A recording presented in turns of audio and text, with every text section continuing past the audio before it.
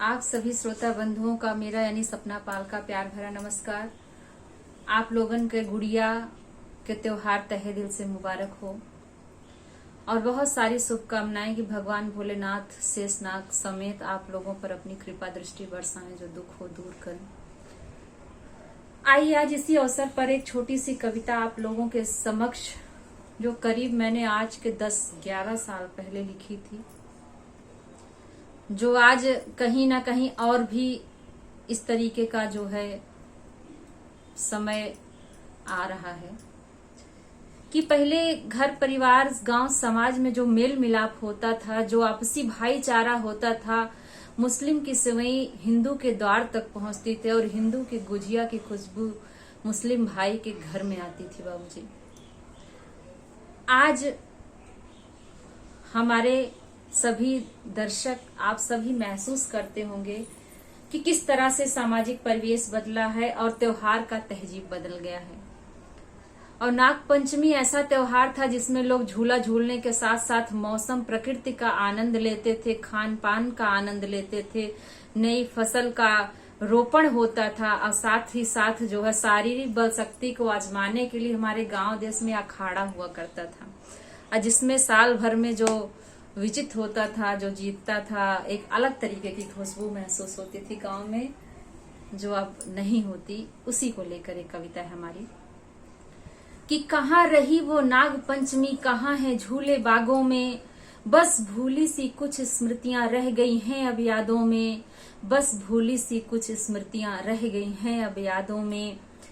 कहाँ रहे वो मेल मिलाप, कहाँ गुम हुआ अखाड़ा, कहाँ रहे वो मेल मिलाप, कहाँ गुम हुआ अखाड़ा। नई स्वार्थवादी संस्कृति ने प्रेम का रंग बिसारा, नई स्वार्थवादी संस्कृति ने प्रेम का रंग बिसारा। कहाँ है गुड़िया के दाने अब, कहाँ है गुड़िया के दाने अब सिर्फ बचे हैं यादों में, कहाँ है गुड़िया के दाने अब सिर्फ बचे हैं यादों में। बस भूली सी कुछ स्मृतियां रह गई हैं अब यादों में, बस भूली सी कुछ स्मृतियां रह गई हैं अब यादों में। और क्या कहना है हमारी दूसरी कड़ी में कि बोझिल है अब उत्सव सारे, मन में कहाँ खुशी की लड़ी। सिलेंडर आप लोगन देखा था कि 1000 के पार हो गया है कि बोझिल है अब उत्सव सारे, मन में कहाँ खुशी की लड़ी। उत्सव सब अब भारी से हैं, महंगाई की मार पड़ी, उत्सव भी अब भारी से हैं, महंगाई की मार पड़ी। उत्सव का तहजीब है बदला, अब तो हर चीज पे बस वही एक ही रास्ता दिखता है लोगों को, जाने कहाँ जा रही है भारतीयता।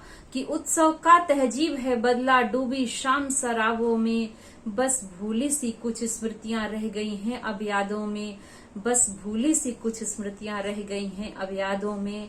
हमारे साथ साथ आप लोगों को भी याद आ रहा होगा वो समय जब गांव भर की बहन बेटियां इकट्ठा होती थीं और सब लोग मिलते मिलाते थे, बड़ा अच्छा लगता था। वो समय अब कहीं ना कहीं गुम होता जा रहा है।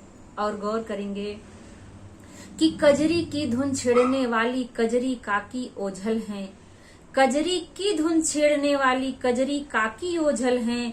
शायद अपनी गृहस्थी के बोझ तले वो बोझल हैं, शायद अपनी गृहस्थी के बोझ तले वो बोझल हैं। और पींगे भरने वाला कलवा लगा काम पर ढाबों में।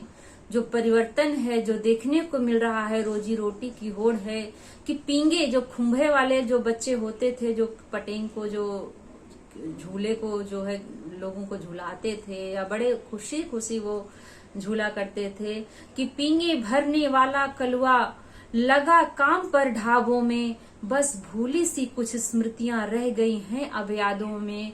और रही सही जो बातें थी, पेड़ विवादित होने लगे, लोग विवादों से बचने के लिए गूलर, आम, जामुन, महुआ जैसे वृक्षों को कटाने लगे, जो विवाद का कारण बनने लगे। पहले जो वही सामाजिक समरसता का कारण हुआ करते थे। लोग एक के पेड़ से पूरा गांव जामुन खाता था, एक के पेड़ से पूरा गांव आम खाता था। लेकिन आज लोग इस विवाद में जो लोगों की स्वार्थ हो गई है, इस वजह से लोगों ने ऐसे पौधों को अपने घर से, अपने द्वार से हटा करके जो कार्य किया है वो बहुत ही शर्मसार करने वाला है। यह बहुत ही दुखद है हमारी प्रकृति के लिए।